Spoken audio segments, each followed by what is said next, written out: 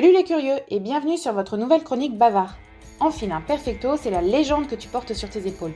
La légende des grosses cylindrées rutilantes sur la route 66, du rock, des cheveux gominés à la brillantine et des blousons noirs. C'est en 1913 qu'Irving et Jack Schott, fils d'un immigré russe, admirent dans les rues de New York les Ford T de plus en plus nombreuses. Ils confectionnent alors des vêtements de pluie adaptés aux conducteurs d'automobiles qu'ils vendent au porte-à-porte. Leur affaire prospère et l'atelier Schott Bros déménage à Long Island. En 1928, Beck Distributors, voisin des frères Schott, frappe à leur porte. Ce distributeur Harley Davidson cherche pour ses clients un blouson adapté, car il faut dire qu'à cette époque, les bikers portent des vestes héritées de la Grande Guerre, qui sont fermées par des boutons descendant à mi-cuisse et ajustées par une ceinture. Elles ne sont pas du tout adaptées pour les motards. C'est ainsi que va naître le perfecto. Pour l'anecdote, Irving Schott fumait le cigare en toutes circonstances, pour créer, pour dessiner, pour négocier les contrats. Un cigare de la marque Perfecto, celui qui donne son nom au blouson. Le premier vêtement pour motard voit enfin le jour. Il est en cuir de cheval, un cuir disponible en grande quantité après la guerre, et c'est le premier blouson qui comporte des fermetures éclairs, car le zip est très rare à l'époque, on le trouve sur les jeans Lee depuis 2 ans. Les poignées du Perfecto sont zippées pour ne pas laisser passer l'air,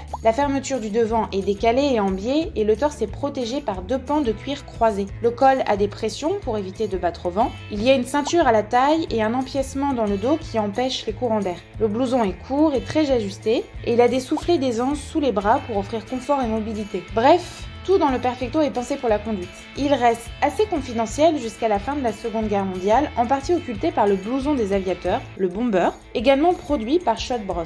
Dans l'après-guerre, d'anciens combattants en mal de sensations fortes se regroupent dans des clubs de motards. Le dérapage arrive dès 1947 avec Wino Willie et sa bande, les Boss Fighters Motorcycle Club, que l'on pourrait traduire en club de motards des combattants de bagnole. Débarquant dans la petite ville californienne de Hollister, le soir de la fête nationale, ils déclenchent une bagarre générale, à tel point que le Life Magazine s'empare de ce fait divers et construit la légende du club des motards mettant le grappin sur une ville entière. La réputation du voyou motard en perfecto est installée durablement, si bien que nombre d'écoles d'Angleterre et des États-Unis interdiront le port de ce vêtement. L'Amérique des années 50 va connaître un choc avec Marlon Brando dans L'équipé sauvage, un film de Laszlo Benedek dont le titre original est The Wild One, c'est-à-dire le sauvage. Plus d'un film met ensuite en scène le perfecto, comme La fureur de vivre avec James Dean ou encore Grease et Cry Baby, pour ne citer que les plus célèbres. La veste des Bad Boys débarque dans la musique, sur les épaules du roi du rock, Elvis Presley. Puis dans les années 70, Sid Vicious, le bassiste punk de Ramones, se l'approprie et le personnalise. La tendance do it yourself est lancée avec des clous, des rivets, des chaînes, des patchs. On retrouve le perfecto dans tous les styles de musique et à toutes les époques. On peut citer en vrac Patti Smith, Iggy Pop, Madonna, Michael Jackson, The Cure, New Order, Depeche Mode.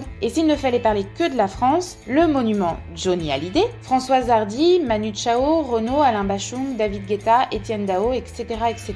La mode de rue débarque en 1976 sur le catwalk grâce à Jean-Paul Gaultier dans son premier défilé inspiré de la tendance motard rock. Il met en scène le perfecto au féminin porté sur un tutulon. Il est devenu un basique dans les collections de Jean-Paul Gaultier ou d'Eddie Slimane. Le photographe Peter Lindbergh le hisse au rang de pièces glamour et féminines quand il shoot en 1991 les plus grands mannequins pour le magazine Vogue. On trouve aujourd'hui le perfecto décliné dans toutes les matières et bien que traditionnellement noir, il existe désormais dans toutes les couleurs. S'il est le plus souvent en cuir, le cuir de cheval a totalement disparu au profit du cuir de vachette. Il peut aussi être en cuir de veau ou d'agneau, voire en suédine, qui sont des cuirs jeunes et plus souples appréciés pour leur confort. Il est plus rarement en cuir de buffle, épais et rigide, qui accentue l'aspect viril. Et voilà, c'est tout pour cette petite chronique sur la célèbre veste de cuir Perfecto.